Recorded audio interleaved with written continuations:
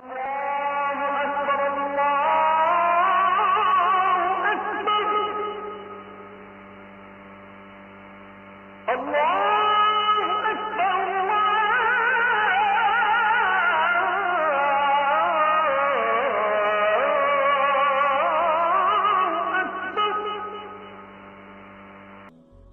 দেখবেন যখনই এই পবিত্র রমজান মাস কাছাকাছি চলে আসে তখন সবাই এটা নিয়ে কথা বলে, তর্ক করে, যুক্তি দেখায়, বিভিন্ন রকম মতামত দেন যে এই মাস কখন শুরু হয়ে যাবে আর কখন শেষ হবে।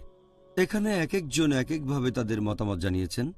তবে ইসলামিক কোনো মাস শুরু হওয়ার ব্যাপারে যদি কিছু বলেন, আল্লাহ সুবহানাহু ওয়া তাআলা কোরআনে স্পষ্ট করে বলেছেন এটা নির্ভর করবে শুধুমাত্র আকাশে চাঁদ দেখার উপরে। যখনই আকাশে নতুন চাঁদ দেখবেন একটা ইসলামিক মাস শুরু হবে।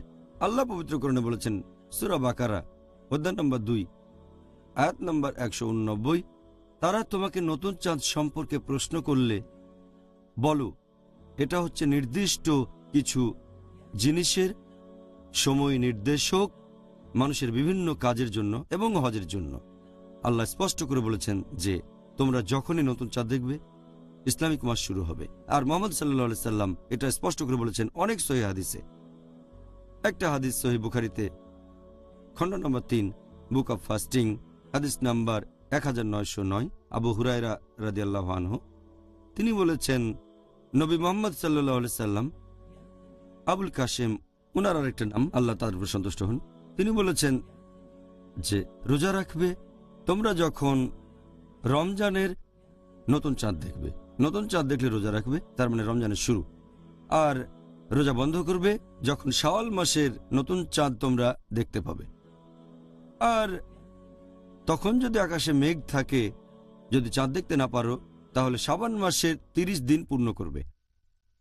আর মুহাম্মদ সাল্লাল্লাহু আলাইহি সাল্লাম এই ব্যাপারে খুব সাবধান ছিলেন, বিশেষ করে শাবান মাসের দিনগুলো গুনার বেলায়, যাতে করে তিনি নিশ্চিত হতে পারেন যে কখন রমজান মাস শুরু হচ্ছে।